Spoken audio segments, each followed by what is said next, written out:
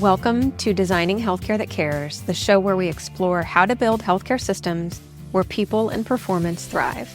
I'm your host, Dr. Laura Suttin, a physician, coach, and healthcare leader who believes that human flourishing and organizational excellence go hand in hand.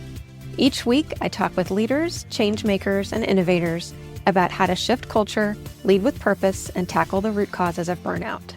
Because when healthcare works for the people in it, everyone wins.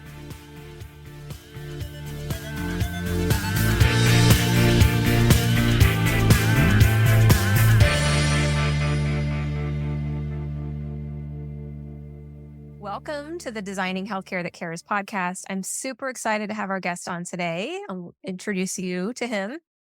Savio Clemente is a board-certified health and wellness coach, a journalist, and keynote speaker, exploring high-performance leadership in healthcare and beyond. He's a two-time lymphoma survivor, and he brings firsthand insight into navigating high-stakes environments while maintaining clarity, resilience, and well-being. Savio has interviewed over 2,000 experts and thought leaders and delivered a TEDx talk with over 57,000 views.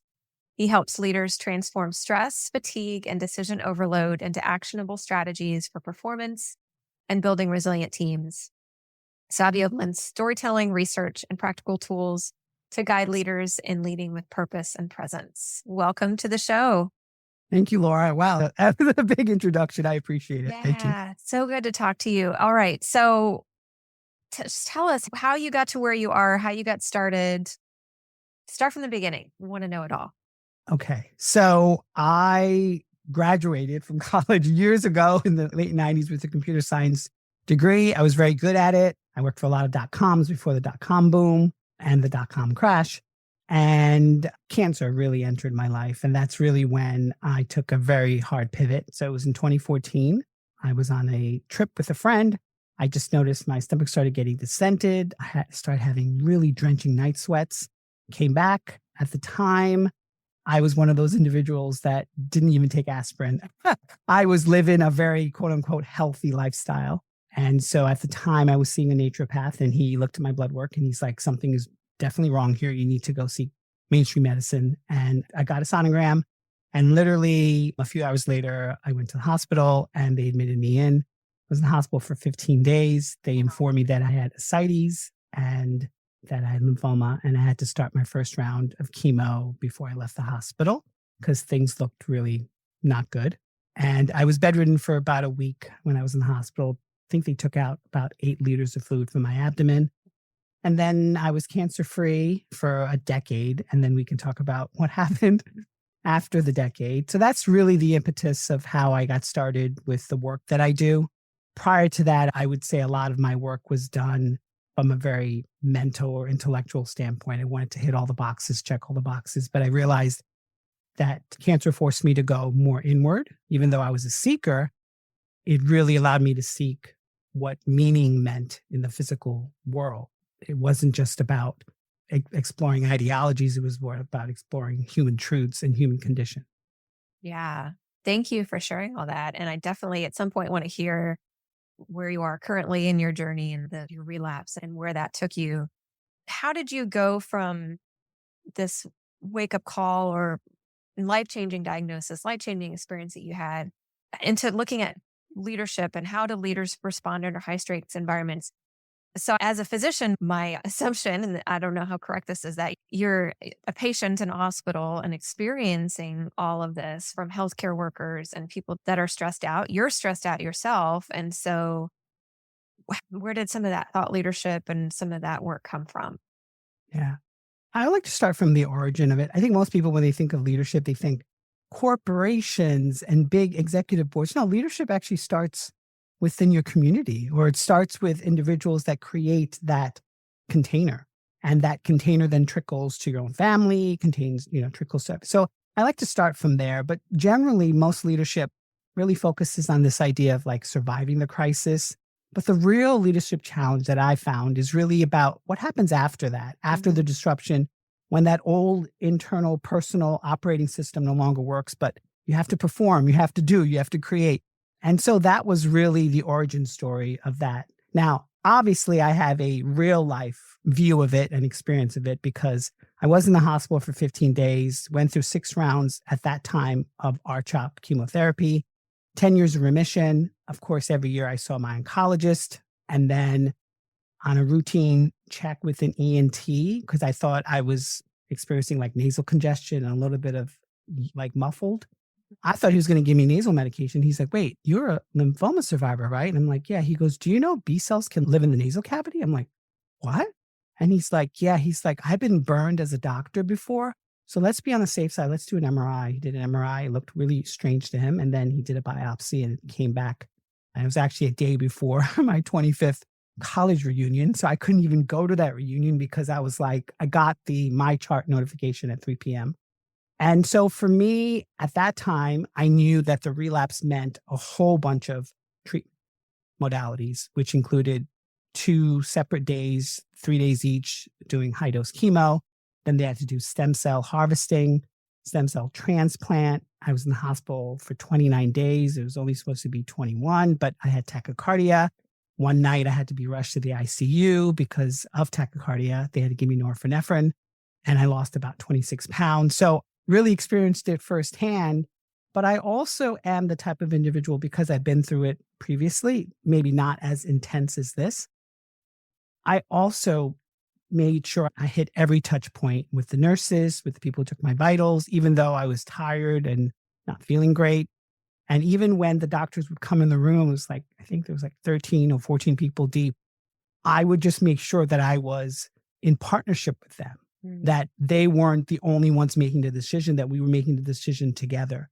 But I noticed that most of them had cognitive fatigue or cognitive overload. One doctor even came to me. He's like, how you doing, Mr. Clemente? And I'm like, I'm doing fine. And he challenged me. He's like, so if you're doing fine, why are you here? And I'm like, wow, doctor, that's interesting. I don't know if that was the right thing to do, but it did allow me to think outside of myself and my situation. So just to bring this all in, that's what leadership is. That's what I find to be true with how, when you're faced with anything, whether it's adversity or disruption, my situation is cancer. It could be anything else medically. And so for me, I think leadership starts from you coming from a standpoint of viewing the situation and not making assumptions and just being really focused and critical Yeah. with your care. Yeah. Appreciate you sharing that. And then I know you mentioned before we started recording where you are currently in your cancer journey. And so I want to hear that in your words too. Sure, absolutely. So I went through the stem cell transplant. I did do a PET scan and a CT scan. The medical technical term, as you know, is called CR. It can be called complete remission. I choose not to use the word remission anymore, but I consider it complete response to treatment. But then my oncologist said, listen, there's a clinical trial. It's an immunotherapy called PolyV. It's really up to you if you want to take it, but it's like an insurance policy. And I thought about it, and my sister's like, why would you go through like 5 months of like immunotherapy if you're like fine? I'm like, because if it came back, then I can't do that protocol anymore. I would have to do CAR T, and some insurance companies just don't cover it because it's Yeah. so expensive and so involved. So I did that. And then I also did physical therapy. And I also, because I'm a board certified health and wellness coach, I also did a whole bunch of wellness modalities because I wanted to make sure that I did everything I possibly could, because a relapse is not a joke. Yeah. And some people don't even survive not only the actual stem cell transplant, most of the time they do. It's really about the recovery. Right. And that's the most grueling. Yeah. Yeah. So glad to hear that you've had response to treatments and that you're doing well so far. And Thank you, Doc. I'm glad to see that.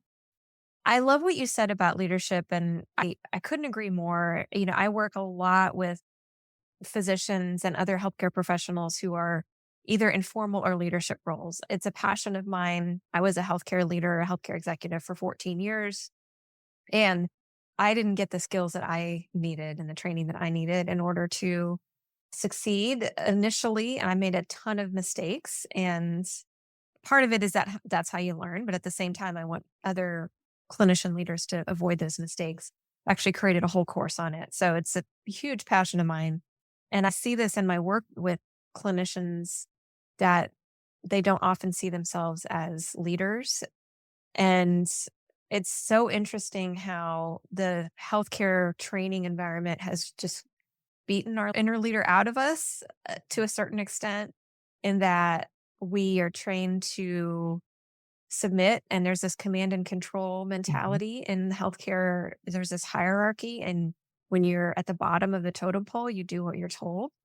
And if you go try to assert yourself, then you're punished for it. And so it's a really difficult environment. I get it because I've lived it. It's a very difficult environment for healthcare leaders to be in. And especially in today's world where the preponderance of administrators in healthcare, and we need administrators. I'm not saying we don't. At the same time, we need a balance. And I feel like right now the balance is skewed on people that haven't taken care of patients. And we need to have more clinicians who have sat at a bedside in leadership roles. And I really appreciate your perspective on leadership and framing it in such a way that we can all see ourselves as leaders, regardless of the scenario, regardless of the situation. And I think once we can at least start to put that hat on, then we're able to respond in a different way. For me, it was years and years of having to understand, no, I am a leader in this role. I do need to step up and say what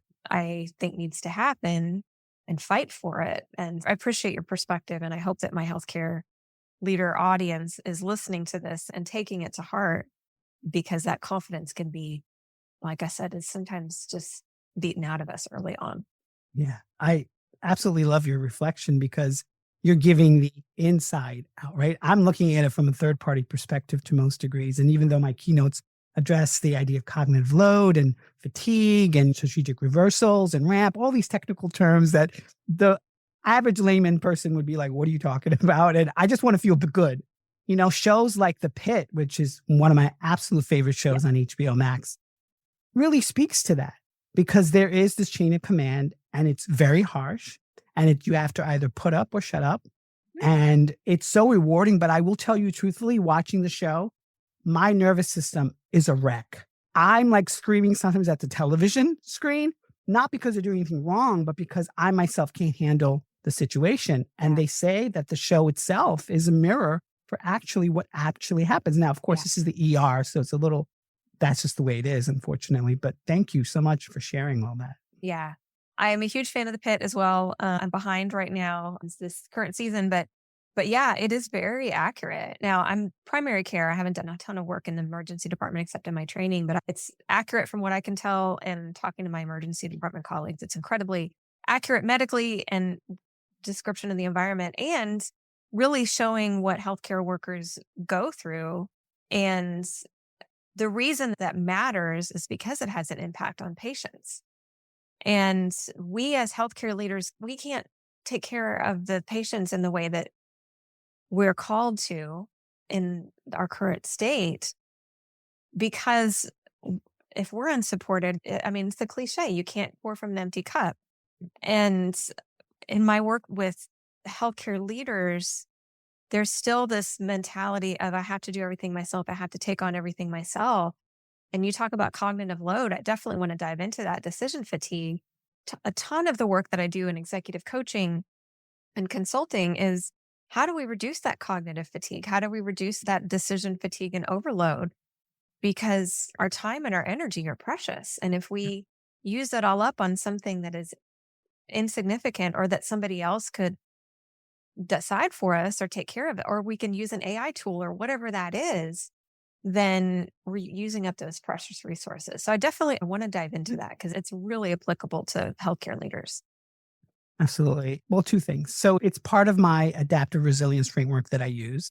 And it's really about sort of leaders or healthcare leaders in general spotting that when they're overwhelmed and how to respond, because most of the time, as you know, you only respond to when it's actually happening in the moment. So I did a TEDx talk, as you mentioned, and in it, it's a really simple framework that I sort of made up called ALOHA. People know in Hawaiian the word aloha means hello. So it's just really like a hello to your inner self. And some of this might be fringed on the point of wellness or this sort of woo-woo aspect, but it really gets people to really think about themselves more clearly and deeply. So the acronym is ALOHA. A stands for acknowledge. So acknowledge where you are. Don't pretend. This is the situation. I know you have all these other things that are, on your to-do list. but just acknowledge where you are, face the reality of where that is. L is listening. If you're someone who's just a very sensitive person, you can really sort of tap into that listening aspect of yourself, whether that's through prayer or meditation or taking 5 minutes of just breathing. Whatever that is for you, then that's really the key. O is opening. So open yourself up to that insight and that knowledge and that foresight and that wisdom. H is harnessing. So harnessing all that information. And A is acting, like acting upon those particulars. It sounds very simple. It's kind of hard to practice, and to make it an actual day-to-day type of a practice is even harder. But it really allows you to feel like you're connected to your work, to people, to the situation. Let's call it what it is, the disruption that's happening in the world right now, whether that's political, that's even AI. And it really allows you to come back to the truth. And the truth is that you matter in this moment, and you are responsible for what happens from this point onwards, to your patients, to yourself, to the organization. Yeah, I love that so much, and especially with the last thing that you said, that you're responsible for what happens. And the loss of agency is something that I see a ton in healthcare leaders. And again, especially it's kind of drilled out of us in our training. And we can tend to feel very powerless, especially like you said, with the disruption, massive global, whatever is going on, AI, and that there's so much going on. I can't affect anything. I can't impact anything. And that's exactly when we need to make the impact, is when there's so much going on. And we might not be able to affect a global change in AI on a massive scale, but we can impact what we do with it. We can impact how we use it. We can impact, like you said, in our local community. And that can be something as simple as how we talk to our neighbors, or how we talk to the people the people at the grocery store. It could be as simple as how we talk to our children, our partners, our patients, and our colleagues. And so I just love the way you frame that, and that we really have more power and agency than we tend to think that we do. Yeah. And I think part of this is also this idea of adaptive resilience. Everyone knows about resilience, bouncing Mhm. back. Adaptive resilience is when you're in the moment, having flexibility. Like I myself had to actually bring the best out of me, even though I felt not great, because I knew that they needed me. They needed my inputs. They needed to know what was going on. And they also needed to make sure that I myself are part of what they care about. See, creating that personal connection allows others. I don't care if you're a doctor, if you're an engineer, or if you're a computer scientist. When you make that human connection with one another, regardless of our expertise, people are really invested. Otherwise, they're just not. They just do what they need to do, obviously, and check the boxes, but they're not really as motivated to really have your care. And I have to say, I got exceptional care. And so when it comes to healthcare in general, there's a lot of people out there that really speak to what's wrong, what's wrong. And yes, there's things that need to be fixed. The US healthcare system needs to be fixed. But there's a lot of absolute great things. And that's the thing that I like to highlight in my keynotes, is that we can make it better. We Mhm. don't have to start from zero. And then there's technically just leadership tools in general, from Mhm. positive psychology to neuroscience. Self regulation is a huge part of it. So, as a clinician, as a doctor, even as a patient, Mhm. that is key and critical in order to just make sure that you are sort of functioning at the level you want to. And then you could use psychological distancing. So, not detachment, just sort of allowing yourself to have just that little bit of distance from your situation to where you are. I know for me, Dr. Sutton, I saw two Savios. I saw the guy who's in the hospital, hooked up to all these machines and all these people coming in. And the other part of me that was like, well, if I make it through this, then perhaps I can create this or do that or have this feeling. And that was very important to have that. And it goes way beyond hope. It's really more about tapping into the thread of all humanity. Mhm. So it's really simple things like stillness and silence. I had a lot of it because I was in a quarantine room. And that actually allowed me to have more clarity with Mhm. myself because I had no other distractions. Yeah. I didn't have to worry about anything else. Yeah. That's it. It sounds beautiful the way you describe it. I imagine while you were in it, it wasn't as beautiful in the moment. There was a week where I had no appetite. I think one day I only ate olives, which is crazy to think about. That's probably why I lost all that weight, but I just didn't have a desire to eat. And whatever your belief system is, I know for me, it felt like a spiritual exile. I grew up Catholic. I studied various comparative belief systems throughout my life, and it felt like a spiritual exile. I felt like Mhm. I was going through something. And then, and you probably know this, and I didn't know as a patient, but when you get a stem cell transplant, they actually count the day after you get it. So it's considered plus one. So that they were like, Mr. Clemente, you have a second birthday. And I was like, oh, is this like a woo woo thing? They're like, no, this is No, it's a a real thing. You yeah, got a medical rebirth, my friend. I'm like, oh, okay. yeah. And so now I just get two presents a year, which There is you go. Nice. which is great. Yeah, yeah. Yeah, I was gonna ask you, what's your second birthday? September 30th, so at the end of September. So I have one early in the year and then one towards the end of summer. So it's kind of nice because usually I live in New York and February is just snowy and cold and I don't Yeah. really want to do much. People are like, what are you going to do? What are you going to do? I'm like, well, first of all, I'm not 16. I don't need to have a big deal of my birthday.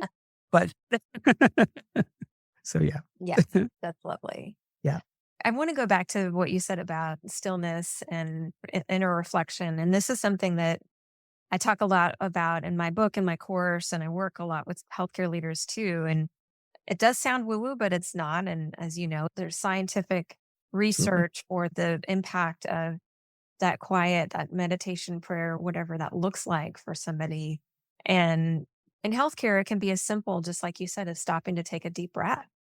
And I teach this a ton into with my clients is when you're about to open up that or knock on the exam room door and you know this is going to be a difficult interaction. Maybe it's a patient that you're about to give bad news to, or it's just a frustrating patient for whatever reason.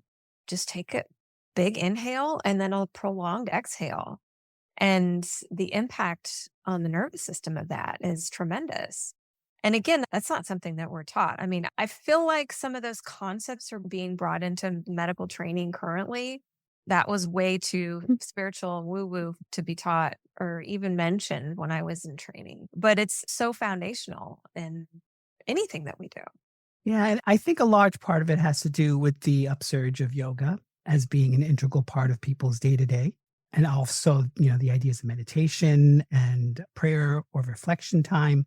I think those things really help. But I think two key things that you mentioned that I really wanted to touch upon as well is this idea that doctors feel like they have to be always on, Mhm. you know, that if they're not on, they're detached, they're not doing the right thing, that they disassociate. And obviously, that's not true.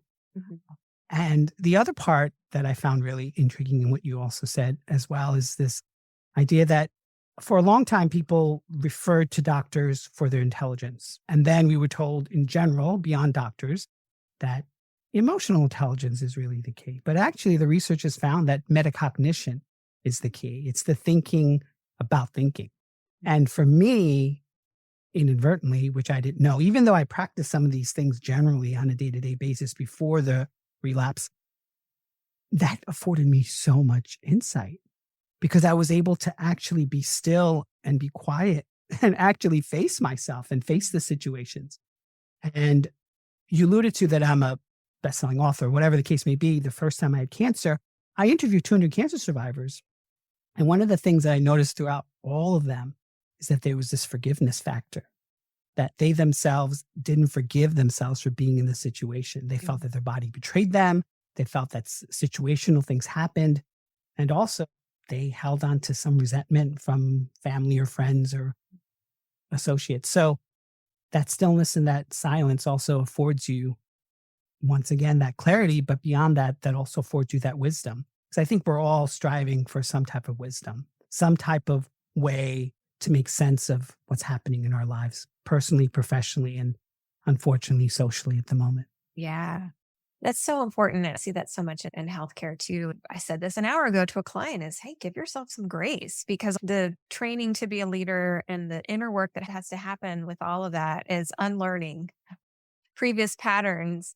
And that's really hard when there's so much muscle memory and our brains are wired in a certain way because of how we've been rewarded and punished. And so retraining the brain and doing something different is not easy. And so preach that a lot is, yeah, forgive yourself and give yourself grace. You're not superhuman, despite what you might like to think. You're not superhuman. And so I appreciate you bringing that up because that's something that it keeps coming up in my work. Yeah, especially for high achievers, high performers, doctors who are put on a pedestal. I used to call it the Wizard of Oz complex, right? You're like, oh, whatever you say goes. And of course, there has to be respect given. I mean, doctors like yourself have spent years studying, years of application, years of spending, the investment for it.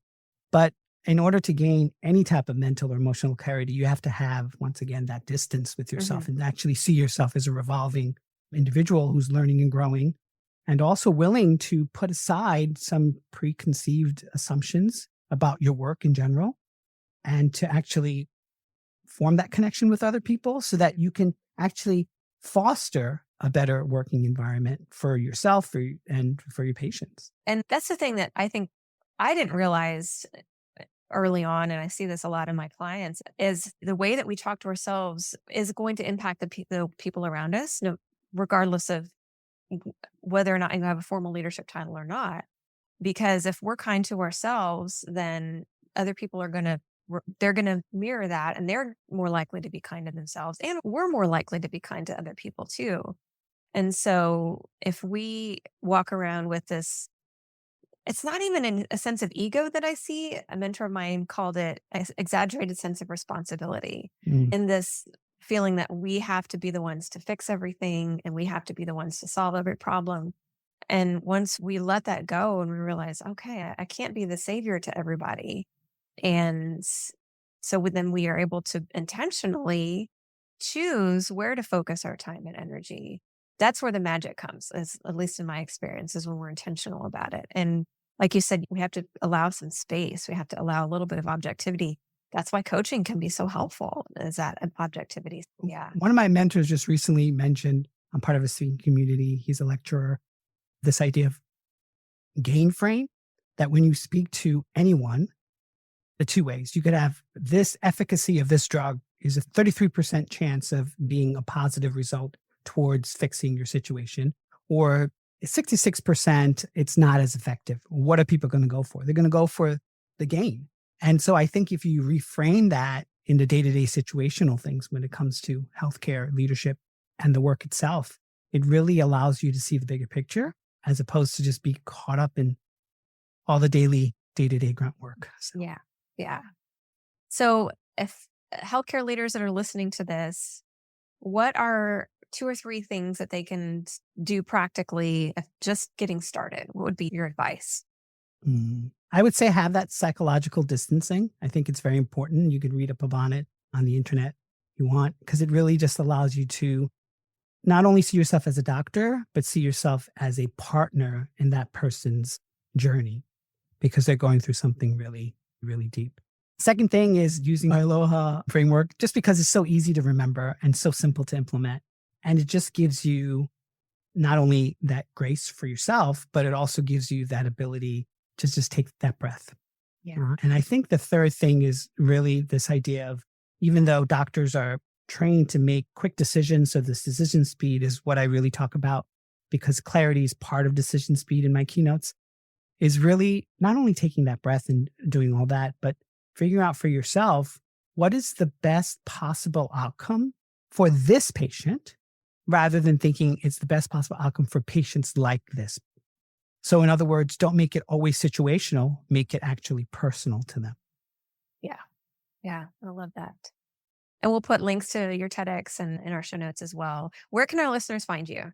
Sure. You can find me on my website. So Savio P. Clemente, Savio, P is in Peter, Clemente. On there, I have my keynotes, my TEDx talk. But I also have a weekly newsletter where I go into head, heart, and gut intelligence. I just provide strategies to restore clarity, composure, and performance because I've fortunately, even though I've had some pretty hard medical challenges, been able to interview at this point 2,000 leaders, experts, including celebrities like Venus Williams, who's considered really amazing at her craft.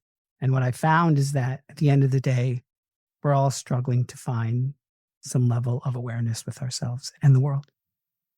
Thank you so much for being here. So Sure. great to talk to you. Thanks, Laura. Thank you.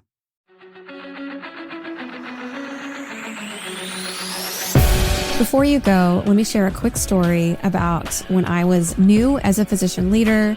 I remember very clearly walking into a boardroom with a meeting with fellow executives, and I felt like a massive imposter. I told myself, I'm not smart enough to be here. I don't know enough about this topic. I'm not able to contribute in the way that I wish I could.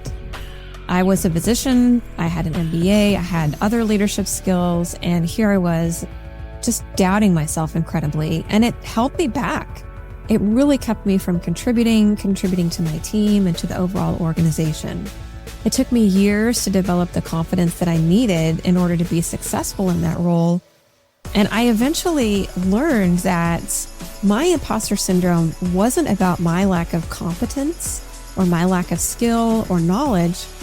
I hadn't had the training that I needed in order to be successful.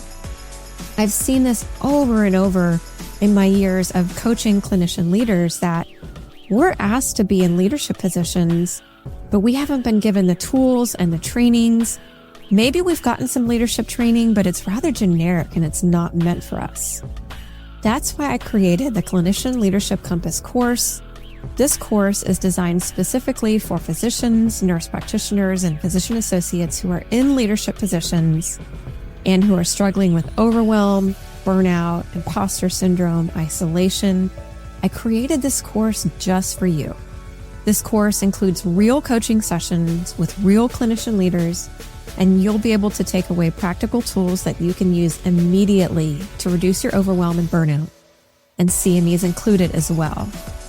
The course is now open, and when you complete it, you'll earn up to 10 AMA PRA Category 1 CME credits and the Certified Clinician Leader designation. I would love for you to be there. Go to www.thepurposefulmd.com/courses to enroll today, and I can't wait to see you inside. Thanks for listening to Designing Healthcare That Cares. If today's conversation gave you a new idea or inspired you to see things differently, share this episode with a colleague and keep the conversation going. And if you're ready to take the next step in building a thriving healthcare culture, you can find resources and ways to connect with me at drlaurasuttin.com. This podcast is for educational and informational purposes only. It is not medical advice, and it should not replace care from a qualified healthcare provider. Always seek the guidance of your physician or other qualified professional for any medical questions or decisions.